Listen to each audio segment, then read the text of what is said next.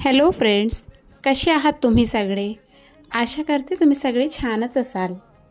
चला तर मग सुरुवात करूयात अशाच एका नवीन रेसिपीला, जिचं नाव आहे अफगाणी अंडा करी.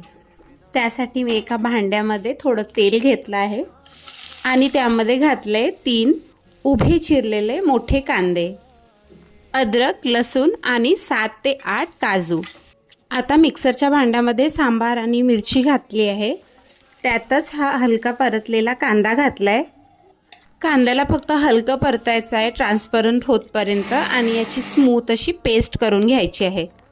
आता तेलामध्ये मेन्शन केलेले खडे मसाले घातलेत आणि त्यासोबतच तयार केलेली पेस्ट घातलेली आहे आणि याला छान स्लो फ्लेमवरती परतून घ्यायचं आहे. यामध्ये काजू आहेत तर हे खाली लागतील, त्यामुळे नीट हलवत हलवत याला खूप छान भाजून घ्यायचं आहे. तुम्ही बघत आहात तेल सुटेस्तोवर मी त्याला भाजलंय. त्यानंतर यामध्ये मी ड्राय मसाले घातलेत आणि मग त्याला पुन्हा छान भाजून घेतलं आहे. नंतर त्यात हाफ कप दही घातलाय आणि फ्लेम गॅसची स्लो आहे आणि असंच ढवळत ढवळत त्याला हलवत हलवत मिक्स करून झाल्यानंतर त्यात क्रीमही घातली.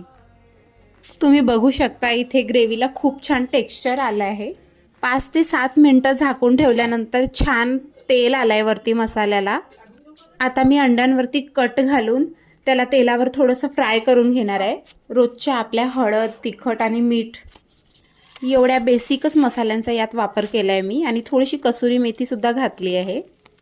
याला छान हाय फ्लेमवरती टॉस केल्यानंतर तयार मसाल्यामध्ये त्याला घातलं आहे आणि गरजेपुरतं पाणी घालून त्याला पुन्हा छान ढवळून झाकून ठेवून दिलं होतं 5 ते 7 मिनटं आणि चवीला भन्नाट लागणारी अशी अफगाणी अंडा करी तयार आहे.